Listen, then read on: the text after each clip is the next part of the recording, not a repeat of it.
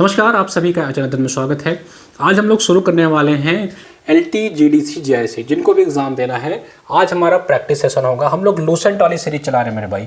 जिनको भी लूसेंट की पूरी क्लास पढ़नी, मैं पूरे की पूरे 500 जो पेजेस की किताब है उसको बहुत ही कंसाइज तरीके से आपको पढ़ा रहा हूँ। हफ्ते में हम लोग 5 दिन की क्लास कर रहे हैं। अभी धीरे धीरे जब टाइम आएगा तो हम इसको बढ़ा देंगे। डेली क्लासेस होंगी। अभी रिकॉर्डेड आपको लाइव लेक्चर मिलने वाली हैं और लगभग उसमें हम लोग ने 4 क्लास कर लिया है। उस क्लास को देखिए सारे लोग। और जो मैं यहाँ प्रैक्टिस सेशन लाने वाला हूँ ये हमारा होने वाला है सेट 1। ठीक है, आज हमारा सेट 1 होगा। इसी तरह हम लोग क्या करेंगे, हम दोनों कॉम्बिनेशन को एक साथ लेके चलेंगे। जैसे हम लूसेंट से थ्योरी की क्लास पढ़ेंगे, ठीक है, और इसके अलावा जो हमारा ये प्रैक्टिस सेट होगा, ठीक है, बीच बीच पे हम ये प्रैक्टिस सेट करेंगे ताकि जितना हम थ्योरी इधर पढ़े रहें हमारा इधर से प्रैक्टिस भी होता चले। तो आपका कंप्लीट यहाँ पे पैकेज मिल जाएगा। जिनको नहीं पता है जा करके HN अध्ययन ऐप पे जाइए, HN अध्ययन के YT पे जाइए। वहाँ के प्लेलिस्ट में यूट्यूब प्लेलिस्ट में जाएंगे तो आपको लूसेंट की जो सीरीज है वो मिल जाएगी। और ये मैं जो हमारा प्रैक्टिस सेशन वाला है इसका भी अलग से प्लेलिस्ट बना दूंगा। तो दोनों प्लेलिस्ट को आप सेव कर लीजिए। आपके एग्जाम तक इतना ज़्यादा क्वेश्चन की प्रैक्टिस करवा दी जाएगी कि आयोग द्वारा पूछे गए या शानदार प्रश्नों को मैं खुद प्रश्न उसको बनाऊंगा, अच्छे क्वेश्चन बनाऊंगा, लूसेंट से बनाऊंगा या अलग अलग रिसोर्स से बनाऊंगा, वो सारे आपको प्रैक्टिस करा दी जाएंगी। ठीक है, तो लूसेंट की सारी क्लासेस देख लीजिए। हमारी जो लूसेंट की अगली क्लास होने वाली है वो प्रीएम्बल पे होने वाली। ठीक है, आज हम कुछ प्रैक्टिस क्वेश्चन करेंगे और अगली क्लासेस हम पढ़ेंगे प्रीएम्बल, इसे आप कहते हैं प्रस्तावना। ठीक है मेरे भाई, चलिए हम शुरू करते हैं क्वेश्चन नंबर 1 से। जिन्होंने आखिरी क्लास देखी होगी उनको ये क्वेश्चन करने में बहुत आसान लगेगा क्योंकि हमने थ्योरी में हर चीज़ कवर कर रखी है और मैंने हर चीज़ पढ़ाई है आपको। ठीक है, चलिए शुरू करते हैं। हमारा पहला क्वेश्चन आप सभी के सामने है और आप सभी इसका आंसर देने का प्रयास करेंगे। 2 मिनट का आप समय लेकर के इसका उत्तर देने का प्रयास करेंगे। क्लास की टाइम, जो लोग पूछ रहे थे कि हमारी क्लास की टाइम क्या होती है, तो रात को 11 बजे ये क्लास की टाइम होती है। ठीक है, अभी हमारी 5 दिन क्लास चल रही है। इसको हम बहुत जल्द 7 दिन करेंगे। लाइव या रिकॉर्डेड दोनों तरह के आपको क्लासेस मिलने वाली है, तो परेशान होने की जरूरत नहीं है। चलिए, the pre independence day who first propose, एक सेकेंड, ठीक है, the idea of constituent assembly, स्वतंत्रता के पूर्व दिनों में किसने संविधान निर्मात्री सभा का विचार प्रस्तुत किया था। देखिए, हमने जब आपको ये पढ़ाया था, जब लूसेंट की हमारी जो थ्योरी क्लास थी, मैंने बताया था कि संविधान की जो बात हुई थी, यानी कि कॉन्स्टिट्यूशन असेंबली की मैं बात करूं या संविधान की बात करूं, ठीक है, एक संविधान सभा की बात करें, जिसे हम लोग कहते हैं कॉन्स्टिट्यूएंट असेंबली। मैं इंग्लिश में लिखता हूँ CA, इसका मतलब होगा कॉन्स्टिट्यूएंट असेंबली।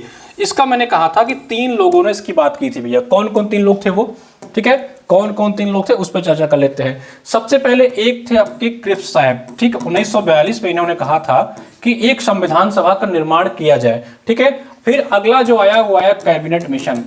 ठीक है, कैबिनेट मिशन ने कहा कि एक संविधान सभा का निर्माण हो। ठीक, इसने कहा कॉन्स्टिट्यूशन असेंबली बनाई जाए या बनेगी, या ये कहिए जो कॉन्स्टिट्यूशन असेंबली आपकी बनी वो कैबिनेट मिशन के बेसिस पे, आधार पे ही बनी। लेकिन पहला सुझाव क्रिप्स ने दिया था। लेकिन इन दोनों से पहले भी MN रॉय साहब ने, आपके MN रॉय साहब ने सन 1934 में आपका संविधान सभा का सुझाव दे दिया था। तो इसका जो सही जवाब होगा वो क्या होगा, MN रॉय। BR अम्बेडकर आपको पता है ड्राफ्टिंग कमेटी के अध्यक्ष थे। एनी बेसेंट आपको पता है कि उन्होंने होम रूल की स्थापना की थी। जवाहरलाल नेहरू के बारे में जानते हैं। जवाहरलाल नेहरू के बारे में एक प्रश्न आप समझ लीजिए, फ्रैंक मोरिस का नाम आप सुनेंगे, इंग्लिश में देख लीजिएगा क्या है। फ्रैंक मोरिस ने इनकी जीवनी लिखी है भाई, याद रखना, एग्जाम में कई बार पूछता है फ्रैंक मोरिस। ठीक है, जवाहरलाल नेहरू के जो जीवनीकार हैं, इनकी जो जीवनी लिखी है किसने लिखी है, फ्रैंक मोरिस ने लिखी है। ठीक है, जवाहरलाल थोड़ा फ्रैंक किस्म के इंसान थे। तो ये सब समझ गए आपने कि कौन दिया था विचार पहला भैया, MN रॉय ने। MN रॉय ने कब दिया था विचार, ये इन्होंने 1934 में इसका विचार दिया था। ये स्वराज पार्टी से थे। किस पार्टी से, स्वराज पार्टी से थे। ठीक है, स्वराज पार्टी का सन 1934 में रांची में एक अधिवेशन हुआ था। कहाँ पे, रांची में एक अधिवेशन हुआ था। उसी अधिवेशन में इन्होंने संविधान सभा की बात करी थी। 1935 में इंडियन नेशनल कांग्रेस यानी INC ने भी संविधान सभा की बात करी थी। ठीक है, चलिए ये हमारा हो गया पहला सवाल। जिन्होंने भी पढ़ा होगा उनको ये सारे क्वेश्चन मैंने बताया हुआ, सब थ्योरी में कवर किया गया है, तो नया कुछ नहीं लगेगा आपको। The proposal to frame the Constitution of India by an elected Constituent Assembly was put forward by, बताइए, एक निर्वाचित संविधान सभा द्वारा भारत के संविधान का निर्माण करने का प्रस्ताव किया गया था।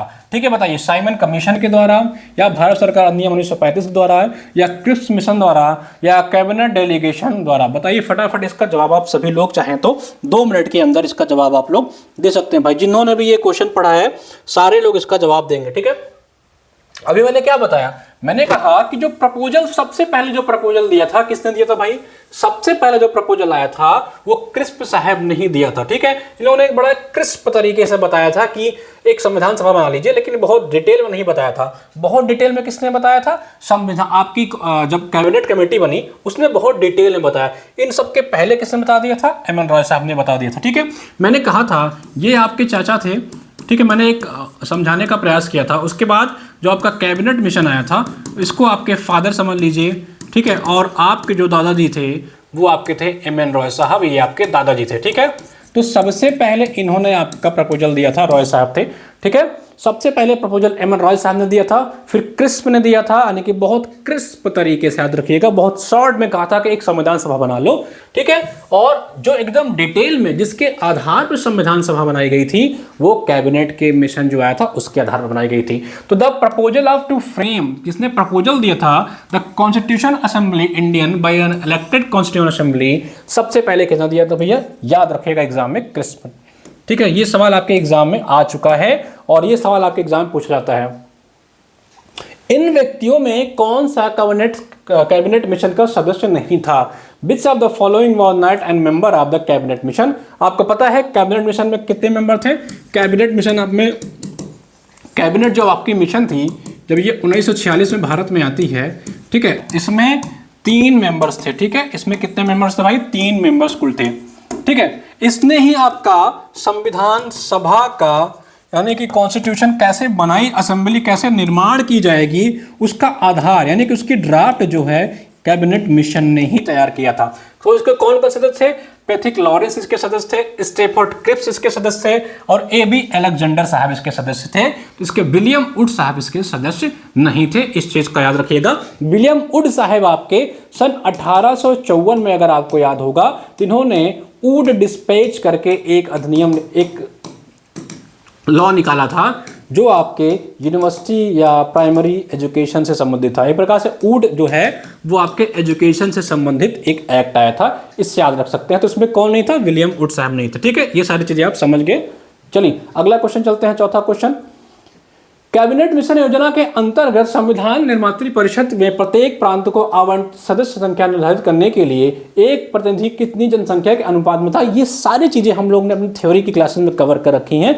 मतलब मैं कह रहा हूं कि अगर आप हमारी लूसेंट की सीरीज देख लेंगे तो भारत की किसी भी परीक्षा में आने वाले क्वेश्चन आपसे नहीं बचेंगे, यूपीएससी अगर छोड़ दिया जाए तो। मैं बहुत डिटेल में पढ़ा रहा हूं आपको।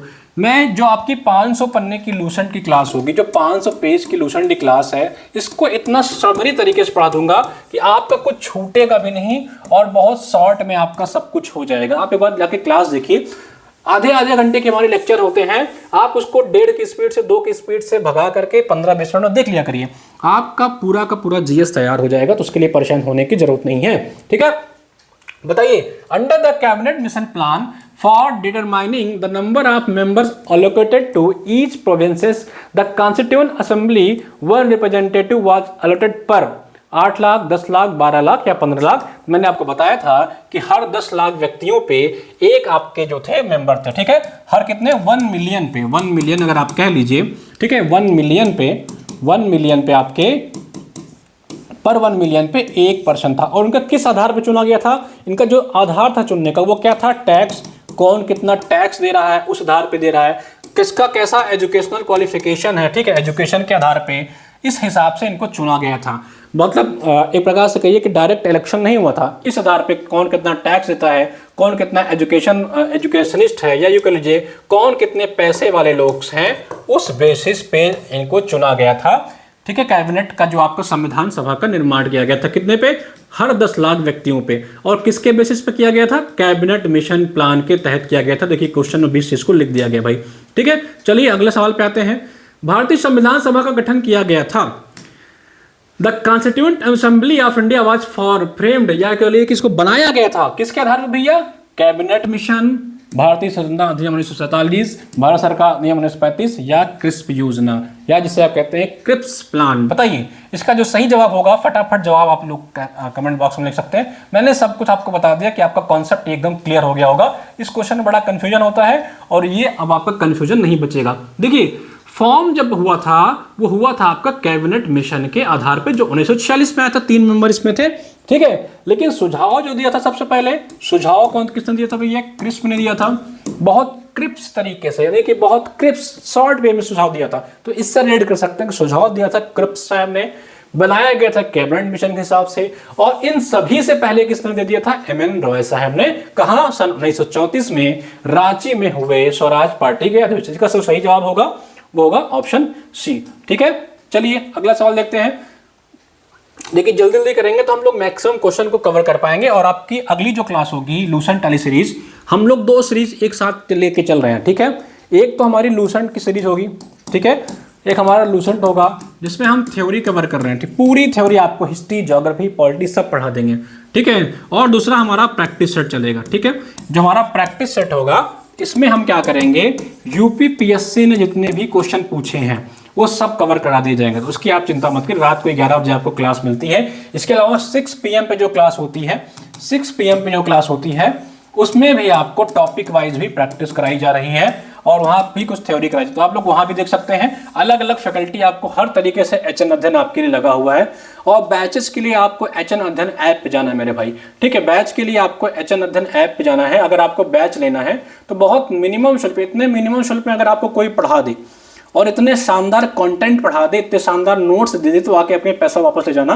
एक बार आप जाइए बैच में एनरोलमेंट लीजिए, मात्र 499 में आपको कंप्लीट पैक मिल जाएगा, जीआईसी प्रवक्ता, LT ग्रेड, इन दोनों में से आपको कोई एग्जाम देना हो, ठीक है।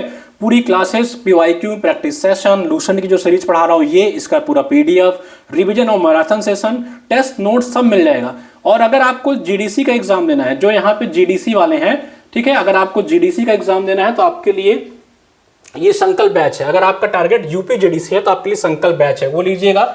हिंदी साहित्य के विद्यार्थी हैं तो हिंदी और GS का कॉम्बो लीजिएगा ताकि आपका दोनों हो जाए। और LT GIC के विद्यार्थी हैं तो ये दोनों का कॉम्बो लीजिएगा, ये प्री वाले कॉम्बो है। इसी तरह अगर आपको प्री से लेकर के पूरे मेंस तक का उत्तर लेखन करना है तो ये दोनों का मेंस वाला बैच है। ये GDC का मेंस वाला है जिसमें आपको हिंदी के साथ साथ GS की तैयारी, और इसमें भी हिंदी के साथ साथ GS की तैयारी करा दी जाएगी। दोनों का सिलेबस में थोड़ा अंतर रहेगा तो दोनों कवर कर दिया जाएगा।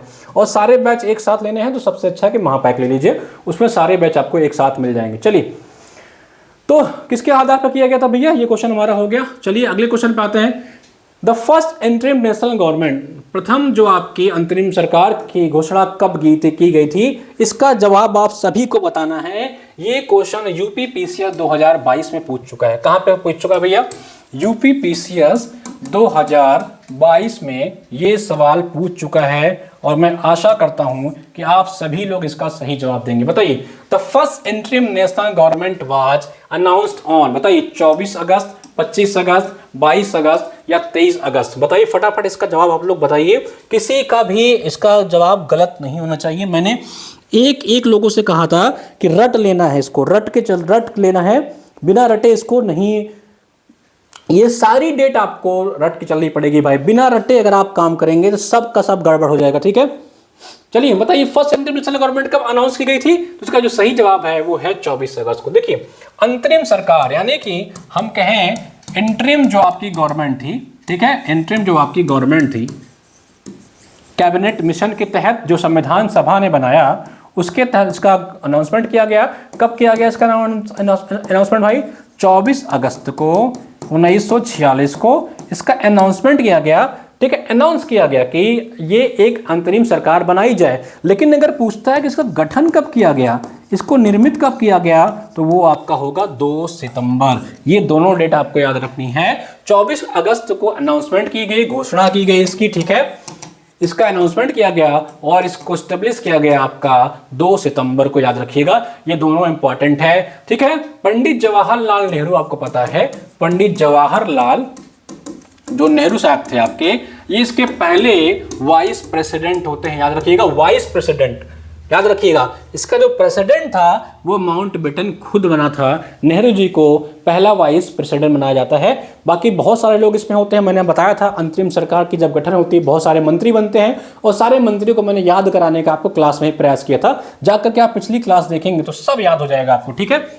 चलिए, निम्नलिखित में से कौन, which of the following was not a member of the first interim national government was from, जो पहला अंतरिम सरकार का गठन हुआ था इनमें से कौन सा उसका सदस्य नहीं था, ठीक है। चलिए फटाफट इसका आप लोग 1 सेकंड के अंदर जवाब दीजिए, ऐसे प्रश्नों को आपको सोचना ही नहीं है भाई, ठीक है।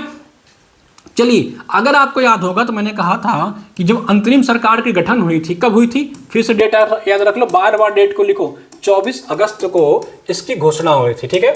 24 अगस्त को इसकी घोषणा की गई थी, एक अंतरिम सरकार की गठन की जाएगी, और 2 सितंबर को इसका गठन किया गया था। ये दोनों डेटा इंपॉर्टेंट है, ठीक है, इसको याद रखिएगा।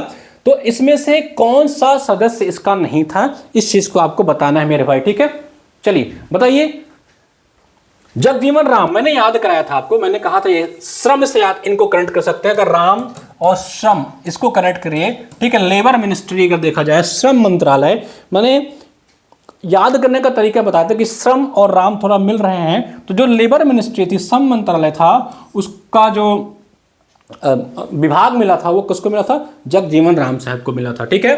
और डॉक्टर राजेंद्र प्रसाद क्या थे, इनको बनाया गया था पहला क्या, अस्थाई अध्यक्ष। क्या बनाया गया था भाई, अस्थाई अध्यक्ष, यानी कि परमानेंट जो आपके प्रेसिडेंट थे, किसको बनाया गया था, डॉक्टर राजेंद्र प्रसाद को। कब बनाया गया था, डेट भी याद रखिएगा, 11 दिसंबर 1946 को।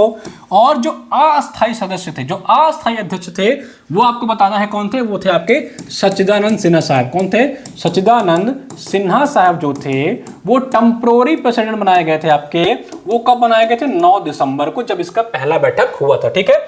और सी राजगोपालचारी आपके जो थे भैया, वो कौन थे, सी राजगोपालचारी को आपको एजुकेशन मिनिस्टर बनाया गया था, शिक्षा मंत्रालय इनको दिया गया था। सिर्फ और सिर्फ इसमें डॉक्टर एस राधा कृष्णन साहब जो थे वो नहीं थे, बाकी सारे मेंबर इसमें थे। होप आपको पता चल गया होगा कि इसका जो सही जवाब होगा वो होगा ऑप्शन सी, ठीक है। चलिए, इसका जो सही जवाब होगा वो क्या होगा, ऑप्शन सी। चलिए अगला सवाल आते हैं, संविधान सभा में सदस्यों का चुनाव कैसे हुआ था, ठीक है। बड़ा बढ़िया क्वेश्चन है, इसका जवाब आप सारे लोग फटाफट कमेंट बॉक्स में दे सकते हैं, ठीक है। How were the members of constituent assembly was elected, सीधे जनता द्वारा, भारतीय राष्ट्रीय कांग्रेस के नामांकन द्वारा, भारतीय राज्यों के शासकों से नामांकन द्वारा, या प्रांतीय सभाओं द्वारा। चलिए बताइए, बड़ा सरल प्रश्न है। देखिए, संविधान सभा में जो सदस्यों की नियुक्ति हुई थी, मैंने एक एक चीज बताया था कि इसमें सबसे ज्यादा हिंदू थे, जाकर देख लेना, मैं बताया था कितना हिंदू थे।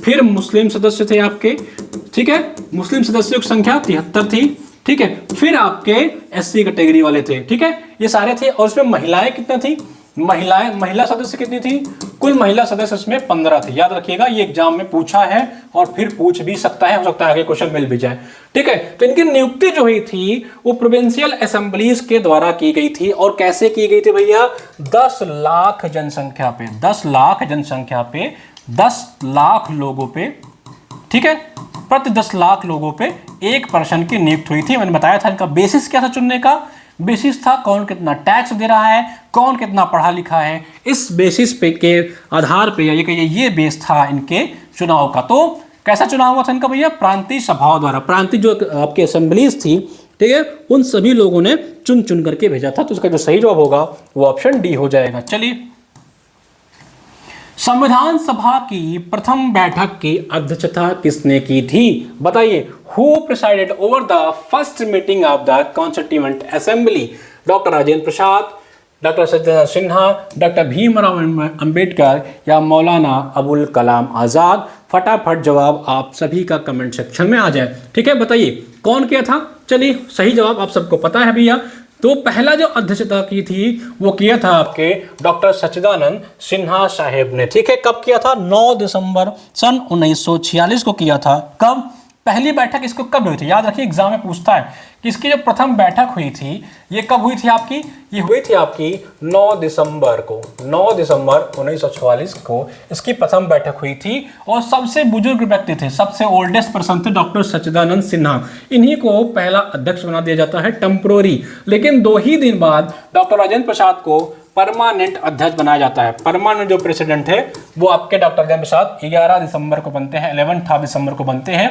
डॉक्टर भीमराव अंबेडकर आपके आते हैं कब? जब प्रथम जब भारत का स्वतंत्र भारत का एक गठन किया जाता है, उसके बाद जो मिनिस्ट्री बांटी जाती है, तब जो पहले लॉ मिनिस्टर बनते हैं वो डॉक्टर अंबेडकर बनते हैं।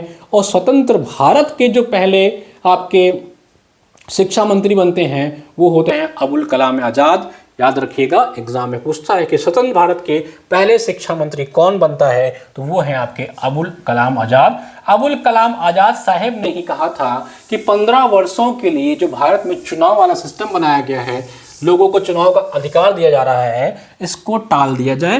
यानी कि 1962 के बाद से इन्होंने चुनाव कराने का आदेश दिया था। पहले कहा था कि आप नेहरू जी को प्रधानमंत्री बना दी जाए, 15 साल तक कोई चुनाव नहीं होगा। तो एग्जाम में पूछता है कि स्वतंत्र भारत में किसने चुनाव मतलब ना कराने का जो आपका सुझाव दिया था, ठीक है, कि भैया चुनाव टाल दो, अभी भारत चुनाव कराने की स्थिति में नहीं है।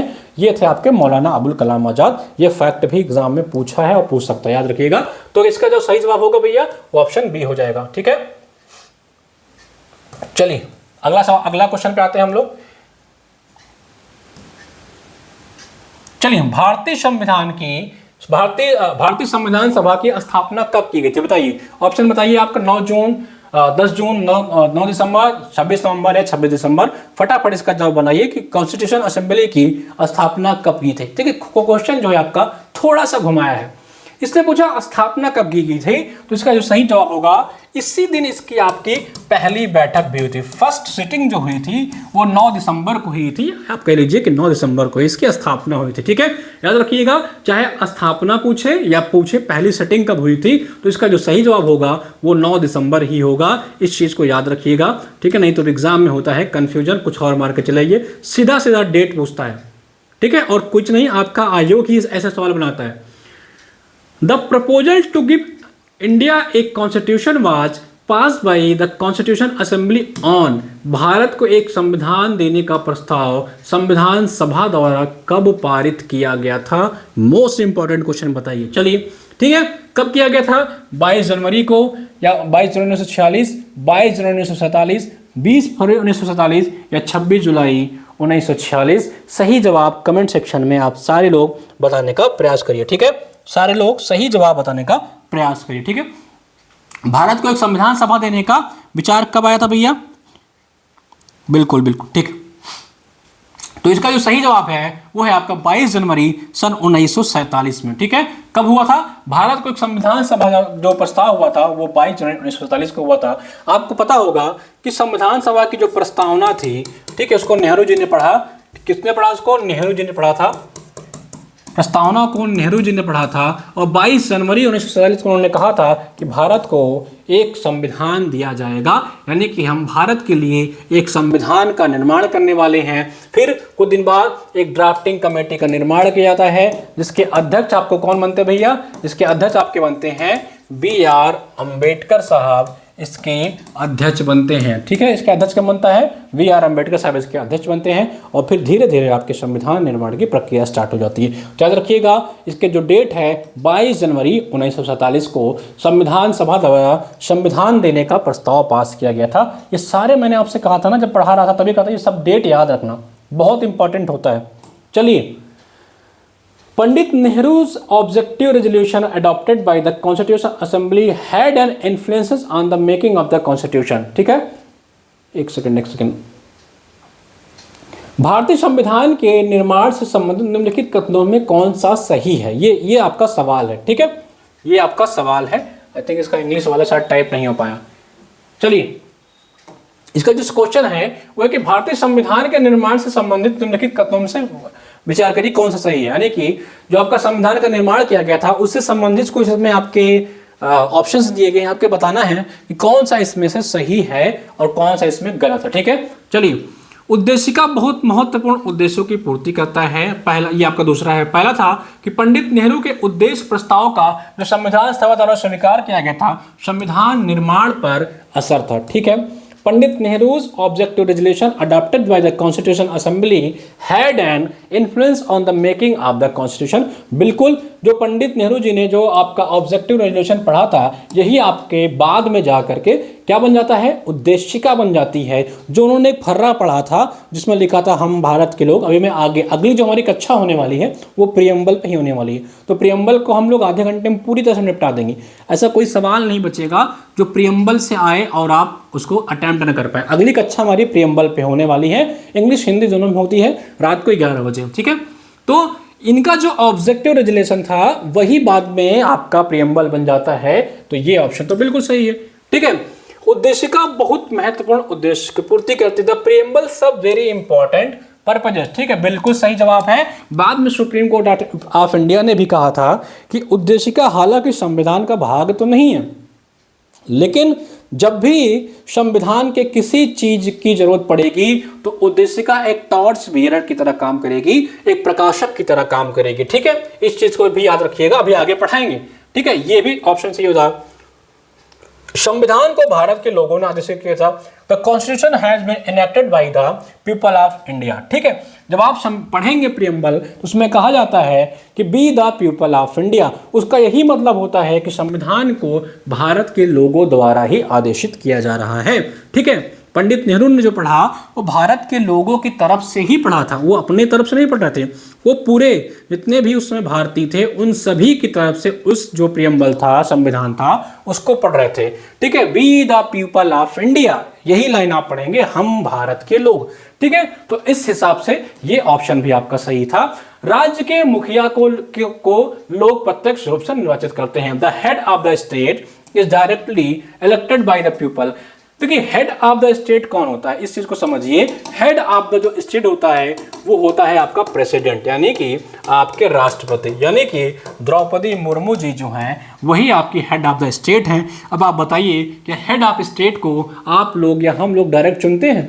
बिल्कुल नहीं चुनते हैं। ये बस अगर आपको यही पता होता है कि हेड ऑफ स्टेट कौन होता है तो इस ऑप्शन को तो आप गलत कर देते, ठीक है। तो चौथा ऑप्शन इसमें गलत है, बाकी सारे ऑप्शन इसमें सही हैं। तो ये गया आपका, ये गया आपका, ये गया आपका, और ये आपका ऑप्शन 1 जो है वो बिल्कुल राइट आंसर हो गया। तो ऐसे प्रश्नों को आप किसी एक ऑप्शन से भी एलिमिनेट करके टैकल कर सकते हैं मेरे भाई, ठीक है। आई थिंक ये सारा ऑप्शन मैंने आपको समझा दिया कि क्यों सही है और क्यों गलत है। चलिए हम लोग कोशिश करेंगे कि कम से कम 15 सवाल कर लें। इसी तरह हम डेली प्रयास करेंगे कि एक सेट आपको मिलता रहे और हमारा साथ साथ लूसेंट की जो सीरीज चल रही है वो भी चलती रहे। How many session of the constitution assembly were held for the making of Indian constitution. भारतीय संविधान को बनाने हेतु तो संविधान सभा के कुल कितने अधिवेशन हुए थे? मैंने कहा था, याद रखिएगा, संविधान सभा में आपकी जो पहली बैठक होती है, जो आपकी फर्स्ट सिटिंग होती है वो होती है 9 दिसंबर को, ठीक है।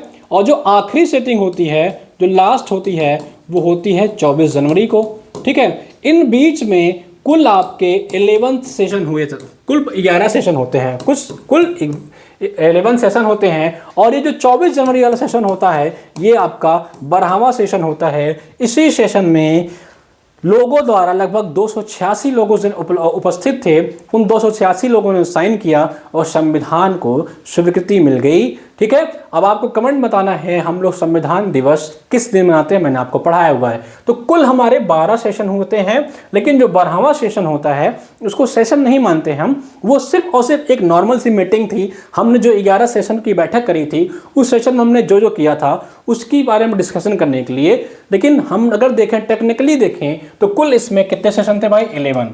लेकिन अगर ऑप्शन के हिसाब से देखेंगे तो हम 12 के ऑप्शन के साथ जाएंगे और यूपीपीएससी आयोग ने भी यही ऑप्शन सही माना है। तो लेकिन जो सही ऑप्शन होगा वो होगा आपका 11, लेकिन इसमें ऑप्शन नहीं है तो हम 12 के साथ जा सकते हैं। तो याद रखिएगा, पहला सेशन 9 दिसंबर, अगला होता है 24 जनवरी को। इनके बीच में कुल 11 बार बैठकें होती हैं और 12वां बैठक में संविधान को अडॉप्ट कर लिया जाता है मेरे भाई, ठीक है। 2 प्रश्न और करेंगे, फिर कोशिश करेंगे हम लोग 15 से 20 प्रश्न हर को उसमें करें, ठीक है। अगला हमारा प्रियम्बल की क्लास होने वाली है, कल की क्लास हमारी प्रियम्बल की होगी, प्लीज़ उसको मिस मत करिए। सब कुछ आपका पॉलिटी में आपका 10 से 15 लेक्चर में निपटा दूंगा, यानी कि हमारा एक लेक्चर जो होता है वो 30 मिनट का सेशन होता है। और 30 मिनट मतलब आप 15 लेक्चर मान के चलिए कि आप 15 घंटे, 7 से 8 घंटे में पूरी पॉलिटी, थ्योरी, एमसीक्यू सब समाप्त। थ्योरी प्लस एमसीक्यू, ये सब चीज आपकी खत्म हो जाएगी। तो इतना बेहतरीन आपकी पॉलिटी हो जाएगी, पॉलिटी की क्वालिटी इससे अच्छा आपको कहीं नहीं मिलेगी। चाहे एलटी दीजिए, जेडीसी दीजिए, जेआईसी दीजिए, जो भी एग्जाम देना हो दीजिए, ठीक है। चलिए, भारतीय संविधान के निर्माण के समय संवैधानिक सलाहकार कौन थे? Who was the constitution adviser during the framing of the Indian constitution? बताइए, B R Ambedkar, doctor Rajendra Prasad, B N Rao या के एम मुंशी? बताइए फटाफट इसका जवाब बताइए, ठीक है। कौन थे संवैधानिक सलाहकार भाई, बताइए ये कौन थे? अम्बेडकर साहब कौन थे? देखिए, एग्जाम में अगर कंफ्यूजन होता तो पहले देखा करिए और ऑप्शन में क्या हम एलिमिनेट कर सकते हैं। ये आपके ड्राफ्टिंग कमेटी के अध्यक्ष थे भैया, ठीक है। जो प्रारूप समिति बनी थी उसके अध्यक्ष कौन थे? अम्बेडकर साहब थे। राजेंद्र प्रसाद क्या थे? आपका जो संचालन समिति थी, ठीक है, आपका जो झंडा समिति थी, फ्लैग कमेटी थी, आपका जो तदर्थ कमेटियां बनी थी उसके सदस्य थे, आपके ये अध्यक्ष भी थे, ठीक है, अस्थायी अध्यक्ष भी थे। और के एम मुंशी साहब का तो यहाँ से कोई लेना देना नहीं था, ये भी आपके याद होगा। तो ये आपके ड्राफ्टिंग कमेटी के एक मेंबर थे। किसके मेंबर थे? ड्राफ्टिंग जो कमेटी बनी थी, कितने लोगों की? 7 लोगों की कमेटी बनी थी, उसके एकमात्र कांग्रेसी सदस्य थे। एकमात्र कांग्रेसी सदस्य थे। एग्जाम में पूछता है कि ड्राफ्टिंग कमेटी का एकमात्र कांग्रेसी सदस्य कौन था? तो आपके के एम मुंशी साहब थे, ठीक है। तो बचा ऑप्शन कौन भैया? बी एन राव साहब। इनका कुछ नाम है बेनिबर नेगल, ऐसे कुछ इनका पूरा नाम है, मुझे याद नहीं आ रहा। बी एन राव साहब जो थे वही आपके संवैधानिक सलाहकार थे, याद रखिएगा, एग्जाम में बहुत बार ये सवाल पूछा है। तो सारी चीजें क्लियर हो गई। चलिए अगला क्वेश्चन पे आते हैं हम लोग, ठीक है। अगले क्वेश्चन पे आते हैं भाई। चलिए एक क्वेश्चन और करेंगे ताकि हमारा 15 क्वेश्चन कंप्लीट हो जाए। भारतीय संविधान का प्रथम प्रारूप तैयार किया गया था। The first draft of the Indian constitution was prepared by B R Ambedkar, B N Rao, K Santhanam या के एम मुंशी। 15वें सवाल का आपको आंसर बताना है कि किसके द्वारा प्रारूप तैयार किया गया था, ठीक है। चलिए देखिए, एग्जाम में क्या होता है ना, प्रश्न बहुत सरल पूछते हैं लेकिन थोड़ा सा कंफ्यूजन होता है। अब इसमें क्या करेंगे, बहुत सारे बच्चे इसमें बी आर अम्बेडकर को मार के आएंगे केवल प्रारूप का नाम देख करके या ड्राफ्टिंग का नाम देकर प्रारूप, लेकिन यही प्रश्न आपसे पहले पूछा है। चलिए अब समझिए इस बात को, ठीक है।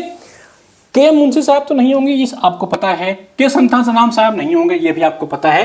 के संथानाम आपकी कमेटी बनती है बाद में। अभी आप जब पॉलिटी थोड़ा आगे पढ़ेंगे तो उसमें भ्रष्टाचार के ऊपर कमेटी बनती है, ठीक है। एक कमेटी बनती है आपकी भ्रष्टाचार के, करप्शन के ऊपर, भ्रष्टाचार के ऊपर एक कमेटी बनती है। उसके अध्यक्ष होते हैं के संथानाम साहब, ठीक है। ये आगे पढ़ेंगे।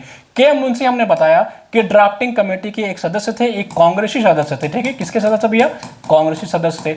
अब 2 ऑप्शन बचता है आपका। ये तो जो बी आर अम्बेडकर साहब थे, ये ड्राफ्टिंग कमेटी के अध्यक्ष थे, ड्राफ्टिंग कमेटी के प्रेसिडेंट थे, ठीक है। लेकिन प्रश्न क्या पूछता है कि the first draft of the Indian constitution was prepared bye, लेकिन इसने पूछा है कि ड्राफ्ट को किसने प्रिपेयर किया था। अध्यक्ष होना और उसको निर्माण करना 2 अलग अलग चीजें, याद रखिएगा। ड्राफ्टिंग कमेटी का जो आपके अध्यक्ष थे, जो आपके प्रेसिडेंट थे, जिसके 7 मेंबर थे, उसका जो अध्यक्ष थे वो थे अंबेडकर साहब। लेकिन उसको जो ड्राफ्ट बनाया था, जैसे मान लीजिए कि हमने कहा कि हमने ये एच एन अध्ययन को बनाया, ठीक है। ये हमारा एच एन अध्ययन इंस्टीट्यूट है। इसका अध्यक्ष जो है, इसका जो अध्यक्ष है वो अभिषेक सर हैं, ठीक है।